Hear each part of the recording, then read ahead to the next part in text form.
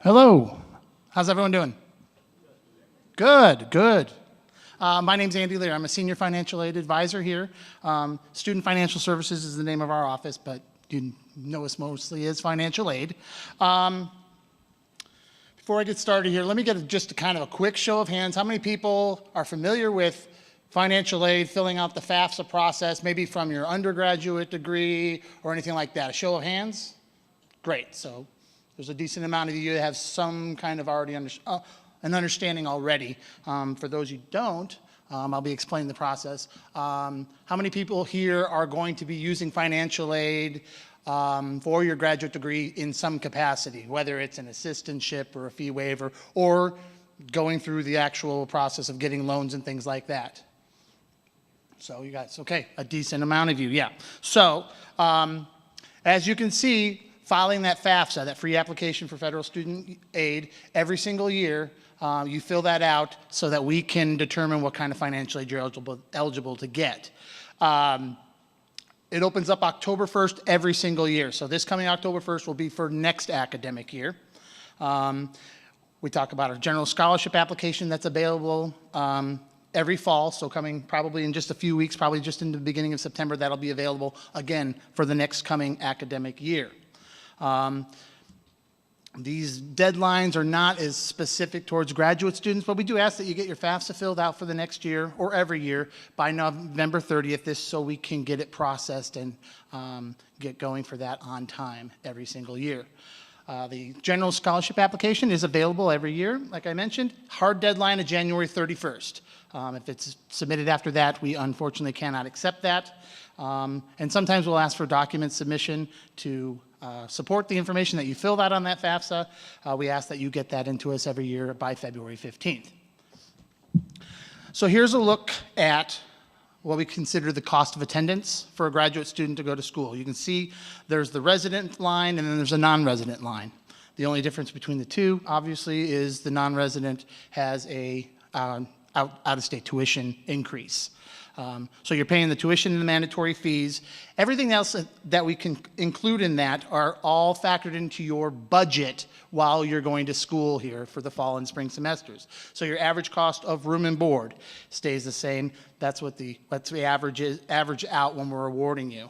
Average cost of books, average cost of miscellaneous living expenses, average cost of transportation expenses while you're going to school. You know, those are things that we all factor in, and then we award you the financial aid based on that. You can see on this next slide here, there are direct costs and there are indirect costs. Direct costs are things that are basically set in stone, have to be paid. There's no negotiating. Tuition and mandatory fees, there are a certain set amount that you have to pay. Everything else that we talked about over here, the books, miscellaneous expenses, those are all indirect costs. Those are all going to be very specific to you and you alone, depending on your lifestyle, what kind of place that you're living in, how much you're spending on food or electricity or, you know, going out on the weekends and things like that. That is all under your control and how you go about spending that. It's things that you spend now, like, you know, shampoo and pizza and going to the movies and stuff like that. But those are things that you have control of, and that's how you can sometimes keep your costs down. Here's a snapshot of an example of an award. This is for somebody that is a graduate or professional student based on their cost of attendance. And what we do is we award federal aid based on that cost of attendance. So yes, there are maximums that you can get in certain types of aid, such as an unsubsidized direct loan that's coming from the federal government.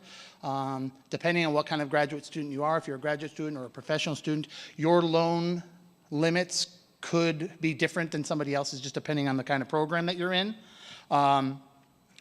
So what we do is we award that graduate unsubsidized direct loan to you as much as we can up to that limit for the year. And then the other thing next to that is we'll award something like a graduate plus loan. But we'll award this up to that cost of attendance that we have figured out for you. Touched quickly earlier about the graduate tuition waiver and the types that there are: teaching assistantships, research assistantships. These are things that we will account for. We're aware of them, and we'll account for it on your financial aid. We don't disperse that aid. It's just something we account for on your financial aid award. So you'll see it on there. You know you're getting that assistantship, and that just goes against you having to borrow so much money because we know that you're not paying as much in tuition because you're getting this waiver. We assume that you're going to be getting that in future years. If for some reason you're sure you're not going to be receiving a fee waiver, but you're still going to grad school, contact our office. We have a form that you can fill out, and we'll take that placeholder off of your financial aid award. Even as a grad student, especially as a grad student, if you're going for financial aid, it's mostly going to be in loans. I talked about that. The unsubsidized direct loan. There's the Graduate Plus loan. There's a health professional loan if you're in a certain field, as far as maybe pharmacy or things like that, where you could possibly qualify for that type of a loan. And then there's alternative or private loans. That's a loan where you're going out to a private bank or a lender online or something like that and asking for a private education loan. We account for all these things when we are issuing your financial aid. As far as that Graduate Plus loan goes, it's non-need based. Interest is accruing on that loan while you're in school. In-school deferment is available. You just need to be in touch with the Department of Education as far as deferring that until you get out of school. Credit check is required, so they will run a credit check if you decide to go with that Graduate Plus loan. Currently, the interest rate on that is 7.595. It's a fixed rate. And there is, of course, an origination fee of 4.264%. In relation to the unsubsidized loan, that is a guaranteed loan that you're going to get. And we're always going to offer you that first. It's guaranteed. Again, it's unsubsidized, so interest is accruing on it while you're going to school.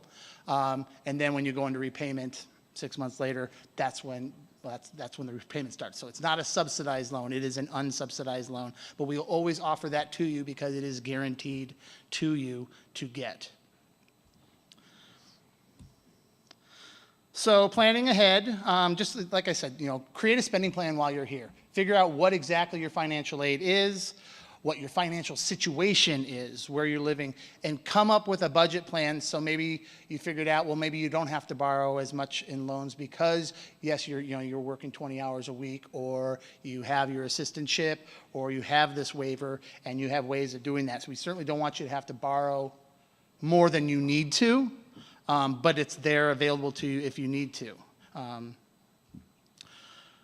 Always be checking your MyWSU. Everything's done on there. I believe you can do that mobilely now with a lot greater ease, but your financial aid award is going to be on there. Any financial aid to-do lists are on there. If we're asking for anything from you, then it's going to be on there. Charges, credits, itemization, things like that. Tracking the receipt of funds, direct deposits. I know there was a question earlier where somebody had mentioned the direct deposit versus the payroll deduction. The direct deposit is something different that you can sign up for on your MyWSU. What that is if you sign up for that direct deposit and you are getting financial aid will disperse. In this case, financial aid, if everyone has already gotten their financial aid in place for this fall, we just started dispersing on Monday. So it should have already started paying off any tuition and mandatory fees that you had. If there was anything left over after that, then direct deposits started generating last night. So if you had direct deposits set up at that point, then they'll start hitting your bank accounts probably within the next couple of days. If you don't have that direct deposit set up yet, I suggest just going out there and getting it set up, but there's a good chance that a check is probably being generated and it's going to be mailed to you. You can't go into the student accounts office and pick it up. It's going to be mailed to you to whatever your primary mailing address is. So that is something you always want to keep updated, is your mailing address, because that's where they're going to be sending any leftover refunds and things like that after financial aid has paid for, like I said, your tuition and your mandatory fees. This is kind of just getting your money. We talked about the process. Like I said, direct deposit, your bank gets notified of that direct deposit electronically, and then it's just a matter of when your bank will post it to your account. So some banks might take only 24 hours. Some might take a little more, maybe another extra day or two. But that is the process for doing that. And it's instantaneous. So once you set up for the direct deposit, it's automatically in the system, and then it's good for the whole time that you're here at WSU. This is a quick little snapshot of loan repayment. If you are borrowing a loan, say during your course, you, as an example, the top one there, if you borrowed $25,000 while you were here, standard repayment is a 10-year repayment plan. So you've got a monthly payment of about $288, 120 payments, the interest that accrues, and then the total paid on that. That is, you can see the note down there, that's just the assumption of a 6.8 interest rate. And like I said, the standard repayment is 10 years. When you go into repayment, you can always talk to your servicer or your lender as far as repayment. You may want to say, well, I want to make it a 5-year plan, I'll pay more. Or maybe you want to extend it out to 20. You have to make those specific arrangements with them. Otherwise, they'll assume that you're just going on the standard 10-year repayment plan. A quick focus on the timeline and changes. Right now, obviously, we're just getting ready for school to start. We're in early August, but we'll always create your financial aid package for the upcoming year in the springtime. In the summertime, it's when you're going to be accepting any kind of loans that you're going to be borrowing. Tuition and charges get put on in early August. In this case, this year was put on towards the end of July, so they were already out there and posted to students' accounts. You probably saw them out there. And then financial aid releases and applies towards your charges 7 to 10 days. In this case, we did it just this past Monday and went towards your tuition and your mandatory fees. Then again, any excess after that creates a refund, whether it's a direct deposit or a check being generated. And of course, you can see the dates on there as far as how long that takes to happen. Here's something I want to bring up because I know a lot of grad students end up not going to school full-time while they're here. And so what we do is we award financial aid based on that full-time enrollment of 10 credits or more. So if you know for a fact that you're not going to school full-time, so you're going at half-time or maybe 3/4 time, you're in 5 credits or 6 or 8 credits or whatever it is, we ask you to fill out this academic year revision request form that's available on our website, because we're awarding you based on full-time enrollment. And if we don't know that you're going to be going less, we're still going to disperse your, there's a good chance that we're going to over-award you, and then we're going to pull back money in the springtime because we over-awarded you during the fall semester, and you end up getting less money in the spring. So that's something that you want to do in, on this form so that we know what your plan of attack is. So that's the graduate enrolled less than full time that you see the second one that's highlighted there. The first one is if you're a non-resident graduate student without an assistantship, we award students and create their budgets based on the fact that they're either getting this assistantship or a waiver. And so we're budgeting everybody essentially based on this residency, that they're resident. If you're not getting an assistantship and you're a non-resident and you're paying that much more in tuition, we ask that you fill that out so that we can increase your budget and then therefore increase any loans that you might be wanting to get. And then there's also special fees. So if you're taking extra credits, if you're like an MBA student or things like that, we'll budget you a certain amount, but maybe you're taking more credits in that. We ask that you fill that out and get it to our office to do that. So this is all available on our website, which is financialaid.wsu.edu. That's a snapshot of our website. You can see down there in the middle, I don't know if this will help you right here, this is the forms link from our page that'll get you to the academic revision request form. If you want to contact us, you can see that our information is there. Our front desk is available from 8 to 5. We have advisor appointments. We strongly recommend that you make an appointment online. You just have to click the button on there, and that's available until about 4:45 every day. You can call us every day from 8 a.m. to 4:45 p.m. We're closed on Saturdays and Sundays. But if you need to schedule an appointment, if you want to sit down with us and talk about your financial aid, you can see that link right down here, and that's where you're scheduling an appointment. That way we can assure that you will be seated, or you'll be seen when you make that appointment. We can't guarantee you, especially at this time of the year with so many new students coming in, undergraduates and things. if you just walk in, we might not be able to give you as much attention as that you need just because of the sheer volume of students that are coming into our office. So keep that in mind.